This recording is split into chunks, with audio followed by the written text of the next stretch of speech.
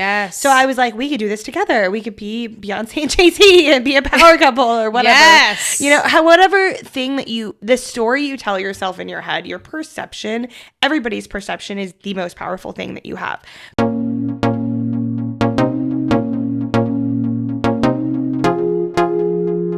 Hey, welcome to Powerful Shares. I'm here to connect. I'm Melissa, and here we discuss powerful stories and share powerful stories, hoping to connect with different groups of people out there because we're not alone in our struggles or in anything in life, really. Today, my guest is my friend Regina, and she will be sharing a story on manipulation with us. So, Regina, thank you so much for coming. I'm happy to have you. Thank you for having me. So, let's hear your story. Why don't you start from the beginning? It started with a boyfriend that I had during the pandemic, that I met during the pandemic at the beach. Okay. And it was simple. I was in an interesting space in the summer of 2020. And I think there was a lot of loneliness because of 2020. And there was a lot of other, feelings that I had during the time. But then once we were all able to go to the beach again, it just was like, woo, there we go. Yeah. So I met this guy, and he was a parent like me. And he kind of came on, strong, but I was very comfortable and he was really consistent. And I think that instead of finding comfort in, myself in the situation, like I kind of just started dating this guy and it became this routine. What do you mean by feeling comfort within yourself? Like, meaning like... I felt comfortable in the relationship. Oh, okay. Instantly. And I feel like that's kind of where it led to manipulation, is that I instantly felt comfortable with him. And even though I did see red flags, me not finding comfortability in myself and only finding comfortability in the situation, I was able to ignore the red flags. So in the very beginning. Okay, so can you pause? So what were the red flags you saw in the beginning? There was a lot of admiration. He was like really talkative to me about how I was and how he thought I was and how this, wonderful person I was and how gorgeous I was and successful and how I could do this and I could do that. And like just kind of pumping my head a lot, which is something that I needed at the time, which is what I meant by being comfortable with myself. He also came on strong with gifts. And he like instantly took the fact that I was a mom to a boy and like just bought me gifts for my son before dates and things, and like just little moments where because I wasn't comfortable with myself and I didn't find that space during that pandemic loneliness, I found it in him, and he just kind of fed that insecurity of mine. Okay, so at first did you think it was nice that he was giving you gifts, and then maybe was it like overboard? Like how did that appear as a red flag? Looking back now, it was overboard. But at the time, it was like new and exciting. And I wanted that dopamine high that I got when he came over and hung out with me and took me out on dates and got me gifts. I mean, I met him around my birthday and he got me like a $300 bottle of perfume, a really nice bottle of gin, and took me out to a great restaurant. Right. Oh, wow. Okay. Yeah. I just met him. Yeah. So, but now in hindsight, you're like, wow, that was really extra. Okay. That was a lot. It's not something that you would typically do and on a first date. Right. I literally met him the weekend of my birthday. Oh, wow. Oh, wow. Okay. Yeah. So it was from the get-go. Gifts galore. Exactly. Got it. Yeah, no, I get it. I know what you're talking about, because for me, I can be the same way where I meet somebody and I'm so excited about the new relationship where it's like any sort of extra anything I see as being kind, but there could always be like a hidden agenda behind it or something. Right. Well, yeah, if I'm those the same things way. Are consistent in like the 2 years that I dated him, if they were consistent, then I think it would be different, right? It would turn into something and blossom into something that was more meaningful and committal. It started a high, and it kind of went a little bit more down, and then a little bit more down. And what went more down? The feeling. So like the feeling that I got when he gave gifts and when he was kind and over generous. Okay. But then he stopped being kind and over generous. It was like slowly little things. I remember I met him in June, and then 6 months later, I found out that he was living in his mom's back house because I never went to his house. And it was always like an excuse, but then an excuse with a gift. Okay, so he's over here taking you out to expensive restaurants, buying you expensive gifts. Right. Really doesn't have lives with his mom, so doesn't exactly have the money to be spending like that. Right. Oh, so he was just trying to reel you in. Right. So that's what I'm trying to say. Yeah. Like so I was in a space to be reeled in. You know, if that's me now with the growth that I've had now, I would see through it. So in hindsight and like further back, I'm kind of like, oh, I see it. Right. Like, okay, that's what that was. But at the time, because I was so lonely and I was in such a vulnerable space in 2020, he instantly filled that void that I needed him to fill. Got it. Okay. Yeah. And so, and he saw that in me. He saw the weakness in me because I was a single parent. My kid was young. I was potty training him. Like, he was so little and not even potty trained yet. You know, we were all cooped up for some months, and everybody had some type of, you know, mental kind of awareness situation going on in 2020. We were all kind of in a weird space. Yeah. Oh, totally. Yeah. That was just like, I mean, geez, nobody expected to be running into an epidemic or sitting still through an epidemic. Oh, pandemic. Jesus. Right. Exactly. Just kidding. I know. But that's what I'm trying to say. It's kind of like I was in this vulnerable space. And as I look back now, I've seen and I realized other times that I've had that kind of space and I've been in those spaces before. And then what type of relationships will come out of them. Got it. So, okay. So, all right. So can we just stay on this particular relationship for a second? Yeah. So I'm curious. So what unfolded? So you dated for 2 years. What unfolded, right? So when did you really realize that you were being manipulated? What happened? I would say after like a year. So first it was the whole house thing where he lived. I thought he was like still married. He was a divorcee. He had 2 older daughters. And like, I thought, oh, he's still married and he's lying to me. But then it came out during Christmas that he wasn't still married and that he was living in his mom's back house. So it was something that he didn't tell me. And then in February of the following year, 2021, he had like, I had like a really good boom in my income and at work and other things that I was doing in life. And it kind of seemed like his situation declined. And like, but it was like little tidbits he would like give to me and then talk to me about like his business plan and his goals. So because wait, was he starting a new business? He already started a business and he put all this money into this business. And I didn't find out the greater details of it until 2021. What were the greater details? That the business was struggling and that the business was that he didn't organize the business properly and he wasn't running the business the way he should have been running the business to get profit from the business. And it was a spirit company. So he was telling me a lot about like how he was running the business, all these goals. But in turn, he was actually telling me about his dreams and how he sees things and how it could be and like woulda, shoulda, coulda. But it's like it wasn't something that kind of he developed with effort. Wait a minute. So he was telling you that the business was X, Y, and Z. However, it was not X, Y. It was not X, Y, and Z. The dream was X, Y, and Z. Correct. Oh, so it wasn't even. So it was like in his head. Right. I mean, he definitely bought all the proper licensing. He built the brand and all of that. So that was there. It's just the organization wasn't there. The honesty wasn't there. It was telling me and breadcrumbing me the whole time. So it was telling me little truths here so he can't get caught up in a lie. So there was like little truths to this big truth that kept coming out. So like the house situation, it's like, and then it turned into he had a car and this car broke down. So I had a second car at the time.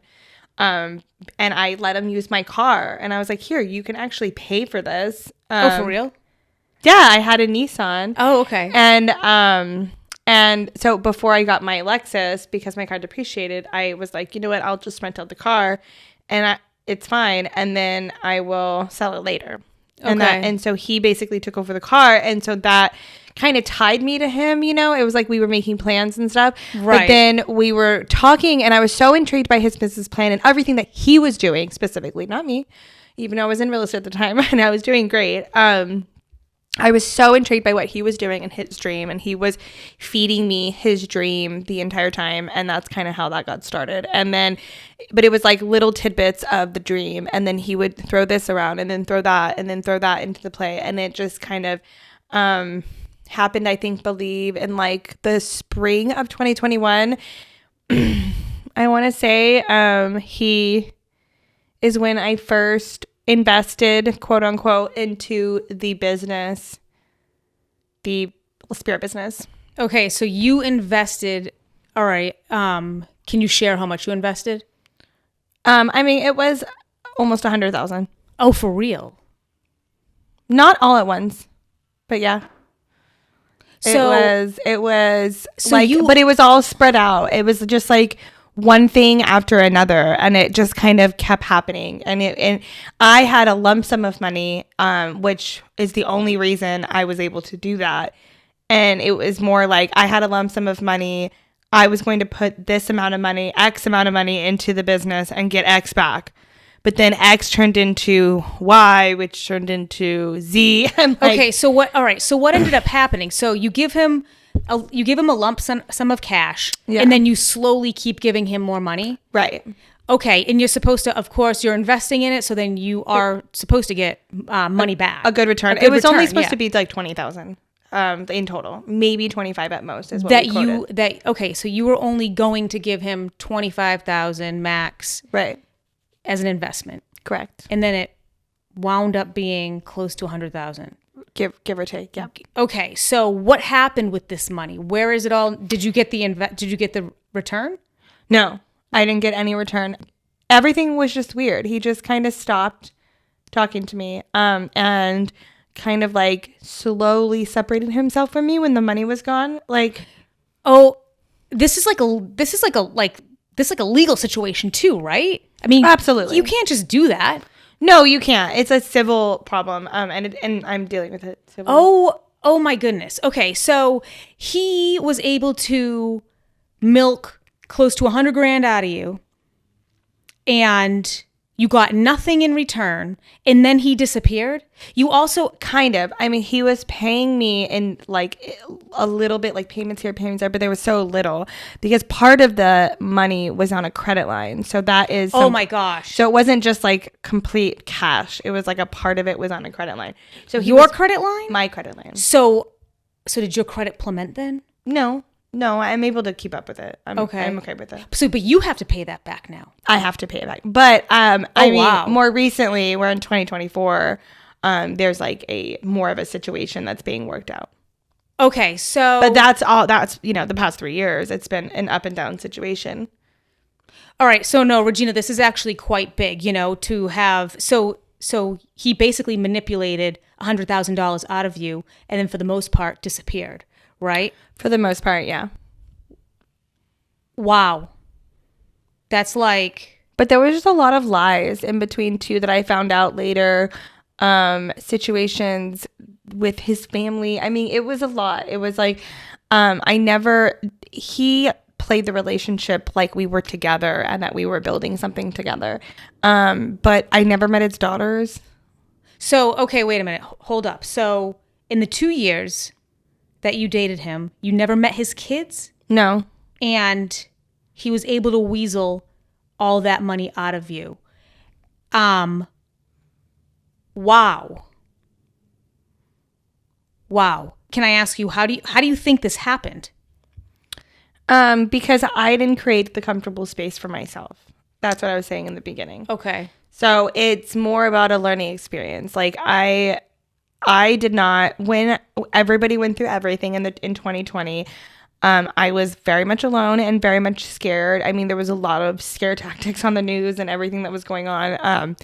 And then going back to work and being able to make it financially was also a huge thing. So it was like layers of fear. Yeah. And I wasn't making myself comfortable in that. Instead, I saw this guy who was like very much a man. He was 16 years older than me, which is a huge difference Oh my too. goodness, you're even more of a target for him then. Right. So it was, and I was like, scared, dealing with all this stuff with my son's dad, and like everything was just, there was layers to it. Right. And he And came in, you're trying to raise like a toddler. right. And he came in, already raised toddlers, very much knew a lot of things. He did the man things in my life. So he filled whatever I needed to get what he wanted. God. Oh, wow. That just hit. Yeah. That just hit. Okay, wait a minute. Say that again. He filled whatever I needed to get what he wanted. He filled whatever you needed to get what he wanted. Right. The consistency in the relationship he gave me. But there was always a wall block. Like, I never met his kids. Right. I wasn't invited to family events. We didn't move past the simple casual dating relationship phase. Because he put a block every time, even though we were like emotionally connected. He kept you, so in a way, he breadcrumbed me. He breadcrumbed you. Okay, I get what you're saying. So he kept you arm's length away. He really, say it again. He gave you what you. He gave me what I needed to get what he wanted. Wow. Okay. Yeah. So can I ask you a question? So when you approached him about the return, like when you obviously asked him about it, what was his response? There was a lot of excuses. There's been excuses for a really long time. I didn't talk to him more recently for some months, but before that, he kind of blocked me. So I would have to call him on like other forms of like calling on apps and stuff. Actually, you know what? I recently read manipulation is when they blame you for your reaction to their disrespect. Right. Yeah. Yeah. And it's called reactive abuse. Wow. Yeah. Got it. Okay. I just had a session about it today. With your therapist? Yeah, about my mother. For real? Yes. Okay, wait a minute. So does this tie into a bigger picture with manipulation in your life? 100%. Oh, okay. Yeah. Okay. That's why I'm trying to really harp on it and pinpoint it right now. I'm having multiple therapy sessions about it.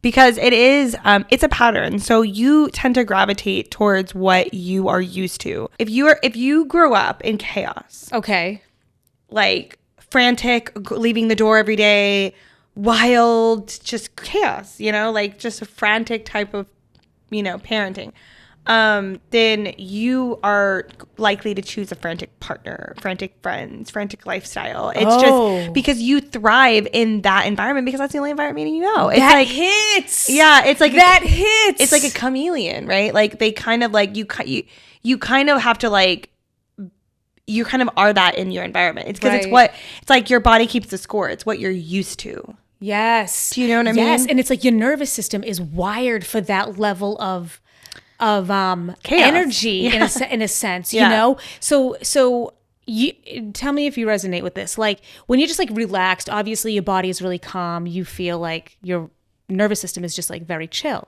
right? But like when you're like all anxious, running around, you can almost feel like your nerves shaking in a sense. So like chaos. Right. So I get it. Oh my goodness. Being on edge, having angst. Being on edge. Yes. Oh my goodness. This hits. Okay. Right. So was that your story when you were a kid then? So absolutely. And like, recently because I want to go to law school, I moved my mom in and she has these patterns that I've noticed and the patterns are very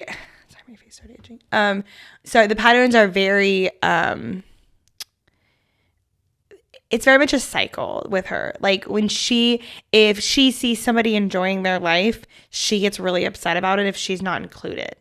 And like, or if she sees that somebody is busy and doing a bunch of stuff and like thriving, she's frustrated because she's comparing.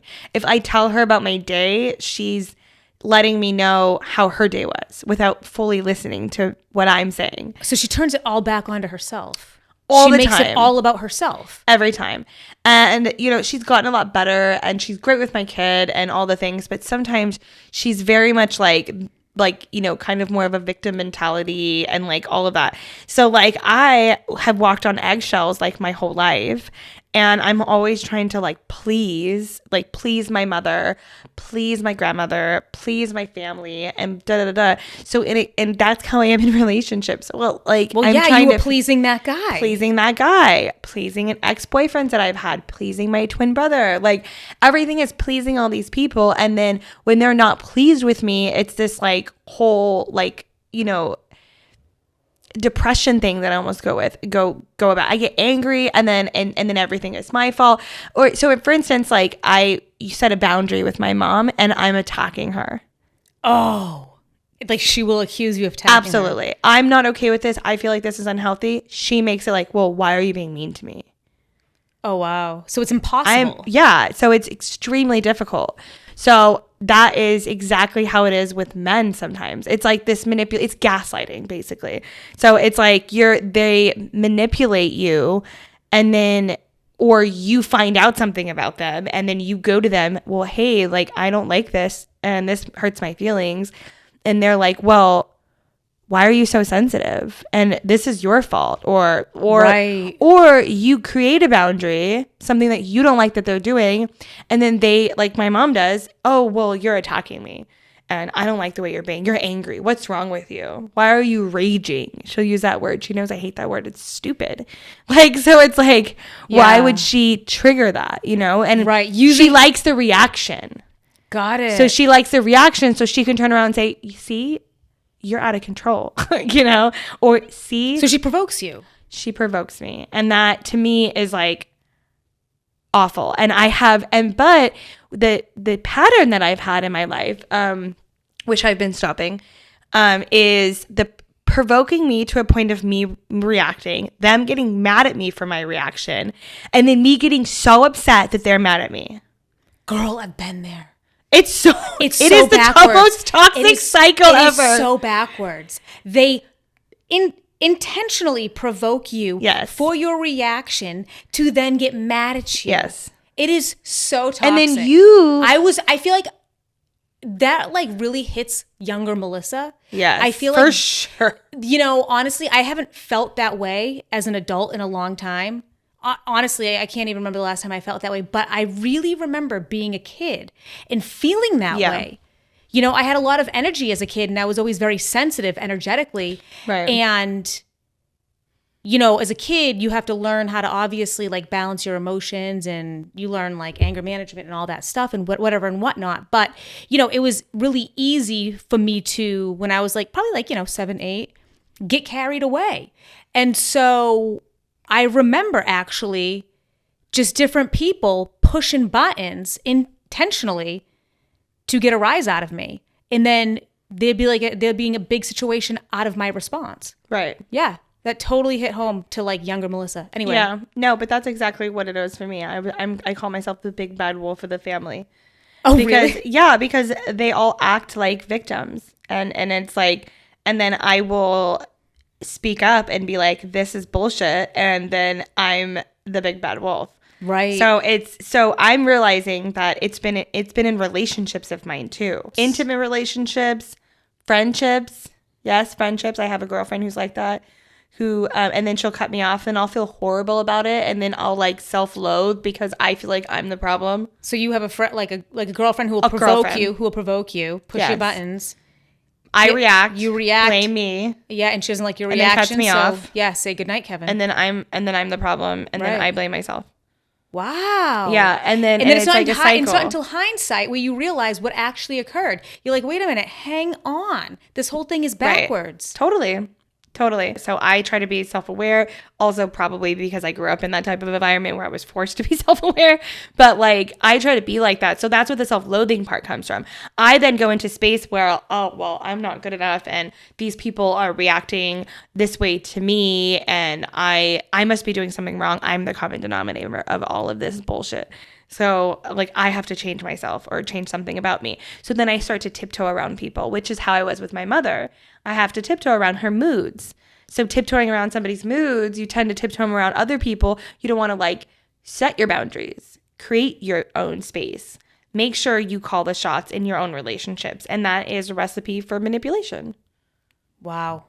That just like, you said so many things that just like hit home, you know? Yeah, totally. That's crazy. And I mean, the fact that you can like speak on it so clearly, like you're super articulate, like in this share, you've obviously been like working it out. You said you met with your therapist earlier. Yeah. Well, once a week, but yeah. Yeah. But you can like, you're obviously like working through it because you can easily articulate it and like communicate, you know, your feelings, and like you're aware of what's going on, yourself included, you know? Well, I feel like I'm the problem. So like even with an issue with my mom that I recently had, like I felt like I was the problem.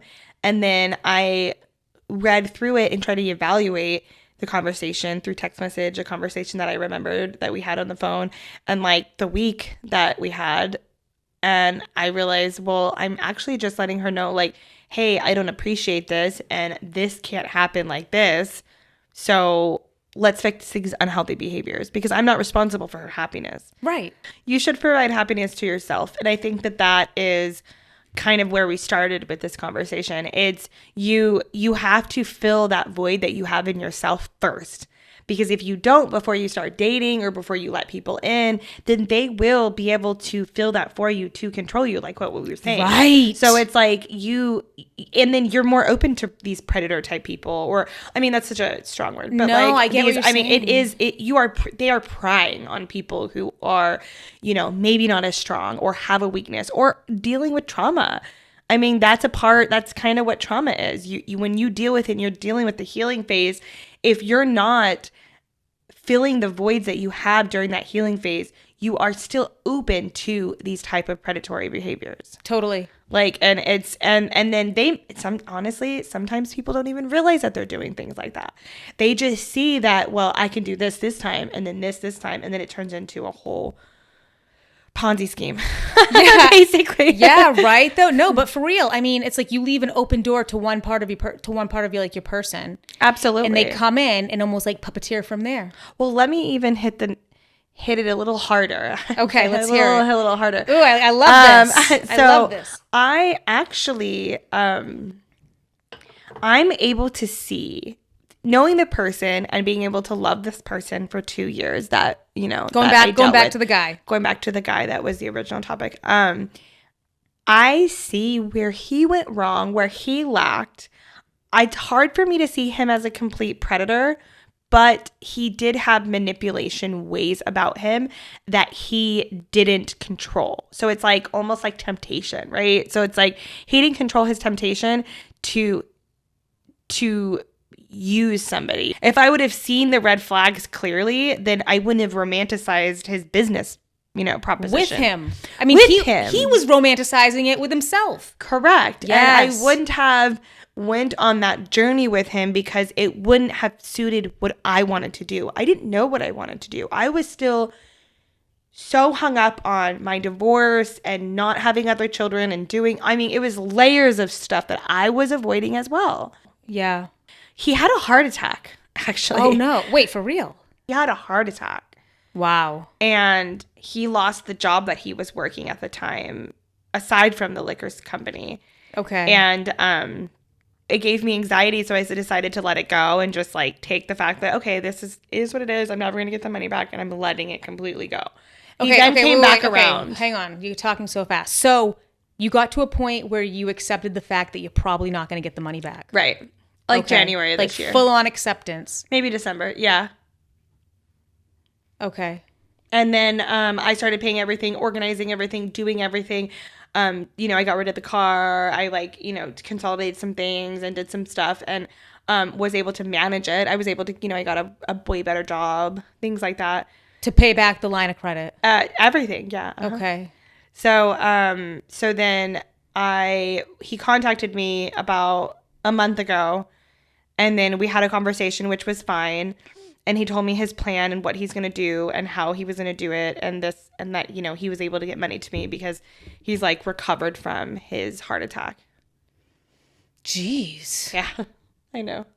But again, like it's sometimes when you change the narrative in your head and try to figure out where people's heads are and where their spaces are at the time of whatever is making you uncomfortable, which is perception, you can change how you react to it. And that's actually something that 100%. I'm growing in that way because I don't want somebody to feel like they can get a reaction out of me just by saying or doing something. Totally. I mean, I want to be more of an action-based person. Yeah. Do you know what I mean? 100%. Yeah. No, I feel like I'm dealing that a lot in my life now. I feel like just within certain conversations I've been having with just random friends, right? Something is said and it feels like sort of like a trigger, right. but intentionally. And I'm just kind of like, all right, it is what it is. It's fine. Like, I don't let it bother me. I don't want it to get the best of me. It's just like, keep it moving. For whatever reason, I don't know why said friend would try and provoke me, but whatever's going on in their life, right? Fine. They need to do that. Okay. Right. I could instantly see it. I mean, Regina, To me, that's power. fine, whatever it Yeah. is, immediately see it. Okay. So friend A says something intentionally to provoke a response out of me. I immediately can tell what's happening. And I just choose to just like be fine with it. Right. You get what I'm saying? Yes. Because like I can't get caught up in all that. Right. That's not my relationship. It's not my No. family. Like I just got to keep it moving. I don't Right. have, there's just no space and time for that. Not at all. Especially when it's just coming from somebody else's issues straight Right. up, you know? Totally. Yeah. Oh yeah. Yeah. Yeah, so that's kind of where I'm at. I'm choosing to see it for what it is, take my part in the responsibility, and that is where that comes back to the voidance part and like the void that he was able to fill that I didn't fill myself. Yeah. So that's kind of the growth of manipulation. Yeah. Wow. Yes. But the fact that you can identify it's like, oh, it's the specific thing about it for you is like a chaotic environment. Right. Yeah, that's Yeah. huge. I think that's really And huge. guilt and being manipulated. Guilt and being manipulated when you were a kid. Right, yeah. Just, for my mom's own feelings and for whatever went wrong, it's just kind of like a scapegoat. Oh man. Yeah, so like you're just kind of like used to it. It made me very self-aware, but like that's about it. Everything else was not good for my like adult life. Wow. Yeah. Yeah, and I mean, you're realizing it all now as you go through life. Right, and also trying to change the pattern. I don't want to guilt my kid, I don't want to make him feel like he's responsible for my feelings.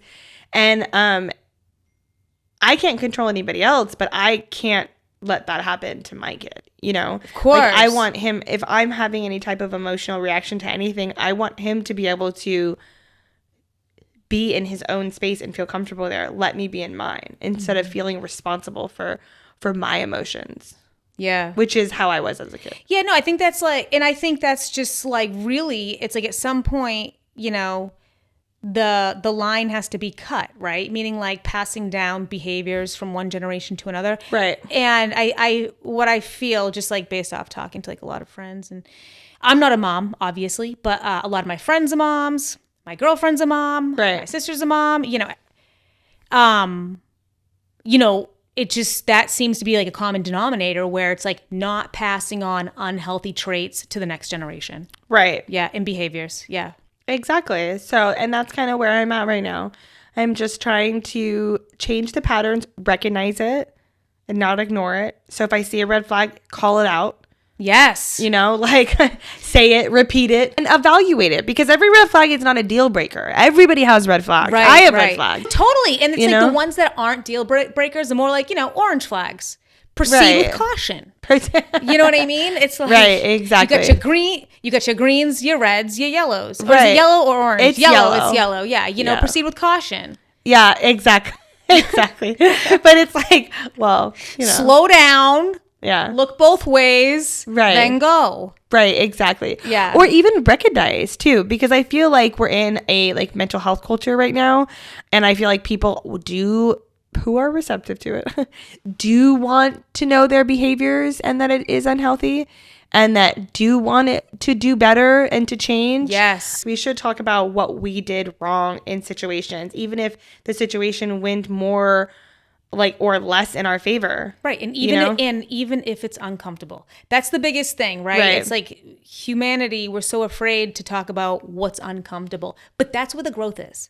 Right. We need to sit with the discomfort and just be Right. with it. Just be with That's it. why I was able to be manipulated, because I didn't want to sit with the discomfort. Yes. And it was like my inner daddy issues came out, and I was like, Daddy.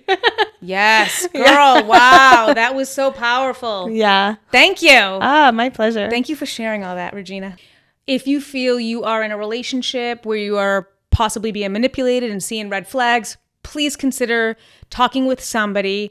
And if you liked this content or found it beneficial, please like, subscribe, and share. And however you listen to your podcast, please like, subscribe, and share as well. Thank you so much. Oh, and if you believe you have a powerful story to share, which I think we all do, I would love to hear from you. Please email at powerfulshares, I'm here to connect, @gmail.com. And thank you so much for watching, and we'll see you next time.